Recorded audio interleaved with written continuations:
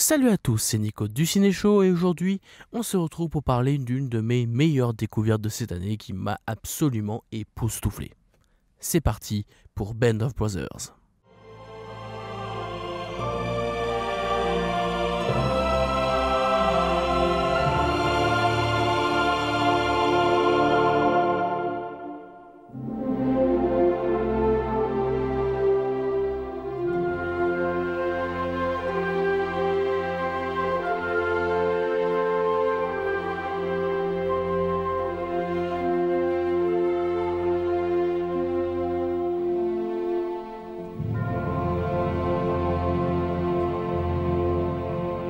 Donc Band of Brothers, c'est une série américaine qui est sortie en 2001, qui était produite par HBO avec 10 épisodes. Voilà, c'est une mini-série qui est produite notamment par Steven Spielberg et Tom Hanks, et via DreamWorks notamment, qui a pas mal aidé à la distribution, enfin à la production.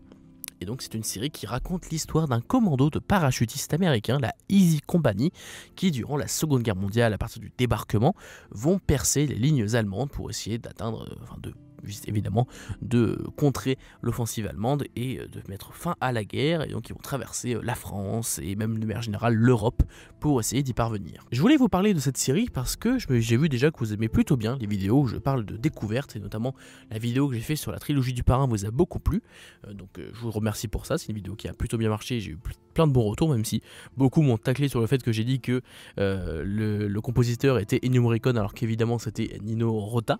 Et je suis désolé, voilà, j'ai fait une erreur, mais j'ai dû avoir au moins 10 commentaires qui m'ont taclé là-dessus en disant c'est pas vraiment du très bon travail, je suis désolé, voilà, j'ai fait une erreur, ça arrive, je m'en excuse, désolé. Mais donc, je voulais vous parler de cette série qui a été vraiment une découverte absolument géniale de mon côté. C'est une série que je voulais voir depuis très longtemps. Je suis forcément, vous le savez pour certains, je suis passionné d'histoire parce que je souhaite devenir professeur d'histoire, géographie, donc forcément ça m'intéresse, les séries et films historiques, pour savoir un petit peu comment certains réalisateurs ou réalisatrices ont essayé de nous parler de cette époque. En l'occurrence du coup de la Seconde Guerre mondiale et du débarquement n'est pas au cœur de la série, hein, c'est plus l'après-débarquement justement qui n'est pas forcément le plus traité au cinéma et dans les séries. Et donc forcément une série d'une telle ampleur avec de si bonnes critiques, vraiment la série est super bien notée sur les différents sites de notation, avec vraiment l'une des meilleures séries, apparemment l'une des meilleures mini-séries de l'histoire. Donc vraiment j'étais très très chaud de découvrir ça, donc j'ai profité des vacances pour découvrir ça avec ma famille qui l'avait déjà vu, mais moi je l'avais pas vu. Donc voilà, j'ai pu découvrir cette série de 10 épisodes et j'ai tellement aimé que je me suis dit qu'il fallait absolument que je vous en parle de cette série pour ceux qui n'auraient pas encore vu, parce que je pense pas que tout le monde n'ait vu Band of Brothers ou Frères d'armes en français. Je pense que la plupart d'entre vous l'ont peut-être vu et trouvent que cette série est incroyable peut-être, mais moi c'est une découverte, donc je vais vous en parler un petit peu plus en détail et vous expliquer pourquoi j'ai adoré cette série, pourquoi c'est limite pour moi l'une des meilleures séries de tous les temps. Déjà pour commencer, c'est une série qui a beaucoup d'ambition, c'est-à-dire que je n'ai pas le budget exact de la série, je sais que ça a coûté très cher et ça se voit à l'écran parce que les scènes de bataille sont parfaites. C'est-à-dire que vraiment, les décors c'est de vrais décors quoi, je peux pas dire autre chose, on y croit à 100%, il y a juste 2-3, si vraiment on veut être tatillon, il y a 2-3 effets spéciaux numériques où tu sens que certaines balles ou certains impacts de balles sont pas forcément là pour de vrai, ça a été un petit peu rajouté, mais vraiment c'est clairement du chipotage, notamment le début avec les avions, voilà, c'est pas parfait, mais vraiment, c'est sorti en 2001, donc évidemment, ce n'est pas parfait, et surtout, il y a tellement d'effets pratiques à 90-95%, 95% du temps, je dirais, que du coup, tu pardonnes facilement ces quelques erreurs, parce que vraiment, la série a de la gueule, mais genre vraiment... Toutes les scènes de bataille sont proches de la perfection, avec de vraies explosions, de vrais décors. Et ce qui est vraiment impressionnant, c'est que malgré le chaos général, on va dire, de la guerre et des différentes scènes de bataille, parce que la caméra est assez tremblante généralement dans ces scènes de bataille, la série ne te perd jamais dans son montage. C'est ça qui est assez fou, c'est que le montage est à la fois bordélique d'une certaine manière, parce que tu vois que c'est le chaos durant ces passages-là, mais t'es jamais complètement perdu. C'est le juste milieu parfait. C'est-à-dire, tu sais ce qui se passe, tu vois que c'est quand même un sacré bordel, mais tu comprends dans quel endroit ou dans quelle position tu es à ce moment-là. Et ça, c'est vraiment une prouesse de la série à ce niveau-là. Le montage est vraiment particulièrement réussi pour ne pas nous perdre. Donc vous l'aurez compris, les scènes d'action, notamment le sound design aussi, est monumental. Donc vraiment les scènes d'action, les scènes de guerre, il y en a beaucoup dans la série, sont monumental. Voilà, j'ai pas d'autres mots, c'est monumental. Mais en plus de cela, ce qui est quand même pas mal dans ce genre de série, en tout cas dans ce genre de scène de guerre, ce qui est important, c'est aussi les personnages, parce que forcément, si tu n'es pas attaché, si tu n'as pas envie de suivre ces personnages, forcément les scènes de guerre vont être un petit peu moins impactantes. Sauf que là, c'est aussi le cas. Alors, pour être honnête, il y a tellement de personnages dans la série que du coup parfois tu te perds et ça c'est indéniable. Voilà, je pense que mes parents aussi c'était le cas visiblement et là pour moi aussi c'est le cas. C'est-à-dire qu'il y a certains personnages que tu reconnais assez vite. Il y a quelques personnages avec une tête qui te dit forcément quelque chose directement. Il y a notamment Damian Lewis. En tout cas, l'acteur Damian Lewis qui joue l'un des personnages récurrents, si ce n'est le personnage principal limite de la série. Donc lui, tu vois qui c'est. Il y a aussi l'acteur de Friends dans le premier épisode et aussi un peu sur la fin, mais qui est pas là longtemps. Et pour être honnête, à part ce personnage-là, il n'y a pas beaucoup de têtes qui me reviennent. Alors évidemment, il y a des têtes qui sont assez récurrentes, mais pour vous dire les prénoms, tout ça, c'est vrai que c'est compliqué. Pour se retrouver dans les personnages, il y a beaucoup, c'est assez compliqué. C'était aussi le cas d'ailleurs sur Masters of the Air, qui est un peu la suite spirituelle. Il y avait un petit peu aussi ce problème-là.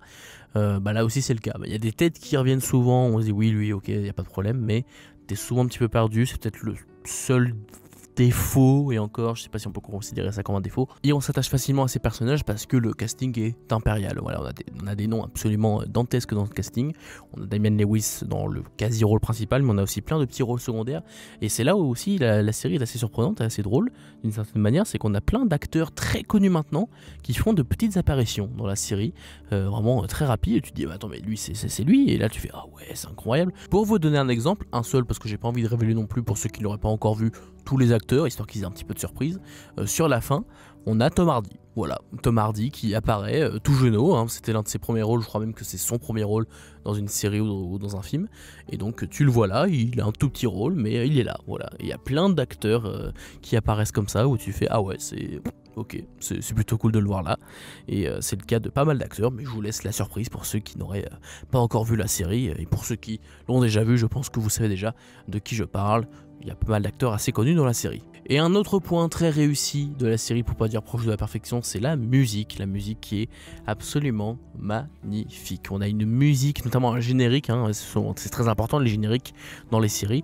Et bien dans cette série, ça ne déroge pas à la règle. Le générique de cette série est parfait. Voilà, c'est entre la musique, les images, ça te fout des frissons. Autant au début tu te dis ouais c'est un très bon générique, mais plus t'avances et plus t'as hâte d'entendre ce générique, limite, qui est assez long, il fait 2 minutes 30, mais il est tellement beau ce générique que franchement il n'y a aucun problème, faites-le durer autant que vous voulez. C'était aussi le cas d'ailleurs dans Masters of the Air, qui est un générique aussi absolument dantesque, c'est le cas là aussi.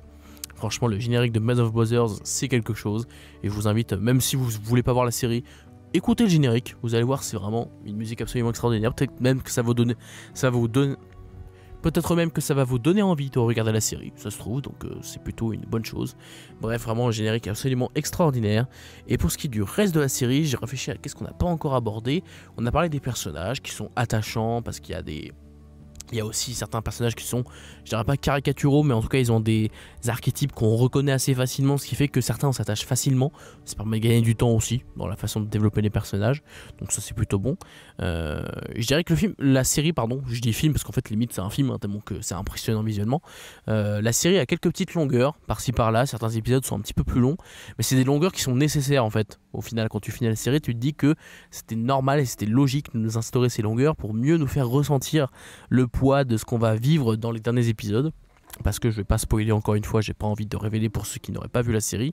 Mais l'épisode 9, par exemple, c'est l'épisode qui m'a fait chialer. L'épisode 9, c'est vraiment l'épisode qui m'a fait waouh. Et pourtant, il n'y a pas tant de scènes de guerre dans cet épisode, je crois même qu'il n'y en a pas d'ailleurs, mais je vais pas vous dire exactement pourquoi, pour ceux qui n'auraient pas vu la série, pourquoi cet épisode est particulièrement marquant, mais disons qu'on va aborder un sujet de la Seconde Guerre mondiale qui paraît tellement évident, mais vraiment tellement évident que tu te dis mais comment j'ai pas pu y penser avant.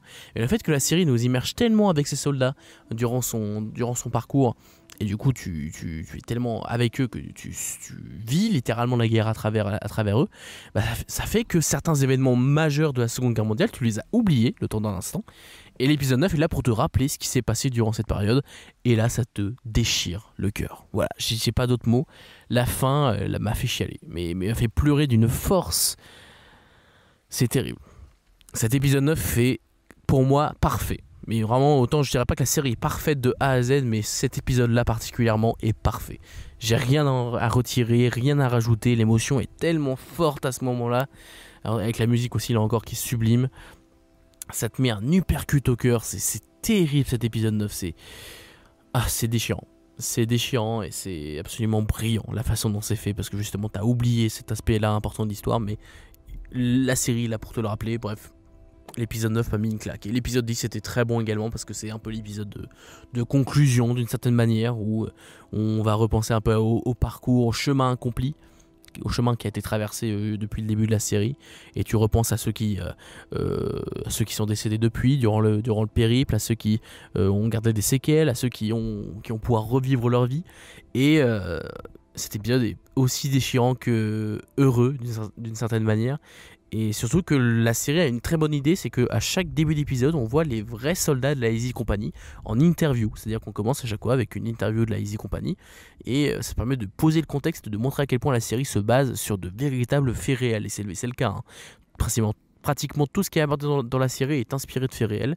Et ça rend le tout très crédible, surtout avec ces interviews où on sent le poids des mots qui sont lâchés par ces vétérans. Et l'épisode 10 est là pour un peu conclure tout ça. Et ça fonctionne très bien. Qu'est-ce que vous voulez que je vous dise ? Évidemment, l'épisode 10 est magnifique. Et tout comme tous les épisodes de cette série. Parce qu'il y a tout un processus, tout un trajet qu'on va suivre, tout un périple qu'on va suivre avec ces soldats. Tu ne peux être qu'attaché à eux. Tu peux que être ému par ce que tu vois. Tu peux que être heureux par cette conclusion. Enfin, heureux et non. Parce qu'il y a quand même un aspect tragique à cette histoire, mais c'est ça, Band of Brothers. C'est une série qui te parle de la guerre, aussi bien dans son côté heureux, qui est peu présent malgré tout, mais il y a quand même ce côté heureux, il y a ce côté touchant, il y a ce côté horrible, évidemment, de la guerre, et en l'occurrence de la Seconde Guerre mondiale, et plus particulièrement d'un événement précis dans l'épisode 9. Ça, c'est tout, ça. Band of Brothers, c'est une série qui est un peu un résumé de la Seconde Guerre mondiale. J'irais pas résumer parce que ça fait un peu genre documentaire, mais en fait, c'est une série qui brasse presque toutes les thématiques de la Seconde Guerre mondiale en une série, à travers une seule compagnie de soldats. Ça te parle à la fois des civils durant certains épisodes, ça te parle des soldats évidemment, ça te parle un petit peu du débarquement, ça te parle de la préparation militaire, ça te parle de la cohésion de groupe, ça te parle de comment la société a évolué durant cette période, comment l'armée allemande a pu être déjouée, comment elle a petit à petit sombré dans une forme de déclin, comment les civils allemands ont pu s'en libérer, bref. Il y a tellement de choses dans cette série, et aussi sur la mémoire évidemment. Le dernier épisode va pas mal évoquer ça, sur la mémoire des disparus, sur qu'est-ce qui nous reste après cette guerre, justement, qu'est-ce qu'on va faire désormais, après avoir vécu l'enfer quand même. Est-ce que tu peux encore espérer pouvoir être heureux, pouvoir vivre une vie de paix ? Bref, il y a plein de questionnements là-dessus et qui, pour moi, sont tellement bien amenés, tellement bien joués, tellement bien écrits. J'ai trop de superlatifs pour parler de cette série. Je pense que vous l'aurez compris, Band of Brothers, c'est une série qui m'a époustouflé de A à Z.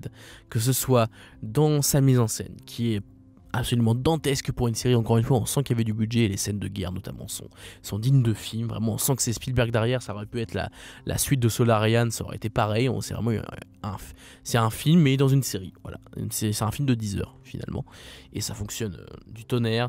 Le casting est impérial, la musique est grandiose, l'histoire est palpitante. Il y a tellement d'épisodes différents dans ce que ça raconte, mais en même temps qui s'unissent parfaitement. Vraiment, le tout prend tellement de sens sur la fin où tu te dis, mais en fait, tout ce qu'on m'a raconté depuis le début, c'est logique et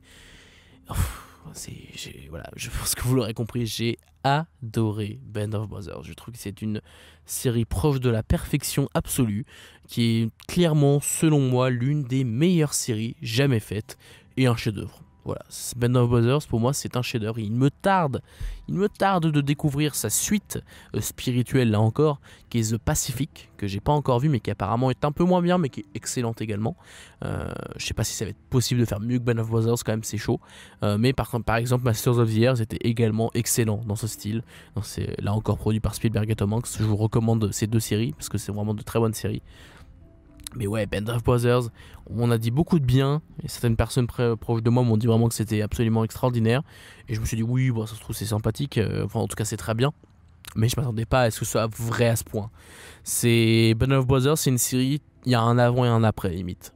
Vraiment, tu vois cette série, tu te dis, mais est-ce qu'un jour je vais revoir une série de cette qualité Et surtout c'est une mini-série, c'est ça qui est bien aussi, c'est que t'as certaines séries qui sont excellentes, mais t'as trop de saisons, en tout cas t'as pas mal de saisons, ça te décourage un peu à commencer.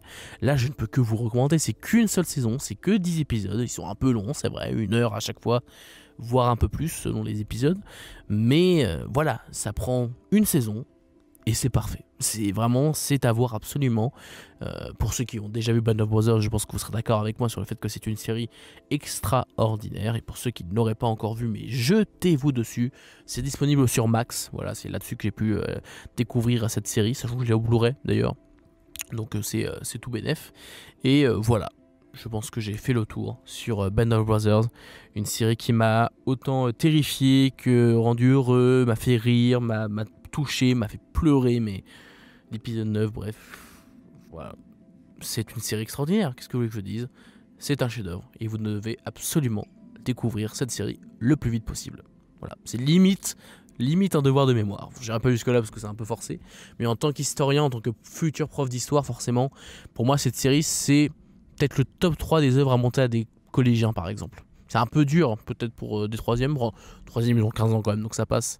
Mais c'est vrai que Band of Brothers, c'est une série, en tout cas, je pourrais peut-être montrer quelques épisodes à des collégiens, ça me ferait plaisir. Pour moi, c'est une série qui mériterait ça. Donc voilà, je n'en dirai pas plus. Band of Brothers, regardez, c'est absolument extraordinaire. Voilà, c'est la fin de cette vidéo de découverte. Voilà, je sais pas trop si c'est bien ou pas. Voilà, j'ai parlé à cœur ouvert de cette série. J'espère que ça vous a plu. J'espère que mes arguments vous auront convaincu pour découvrir cette série. Et j'espère que ceux qui ont déjà vu cette série ont aimé découvrir cet avis.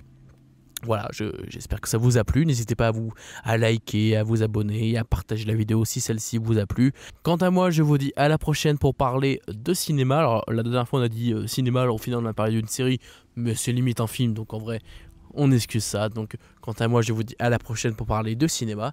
Mais en attendant, c'était Nico du Ciné Show. À bientôt.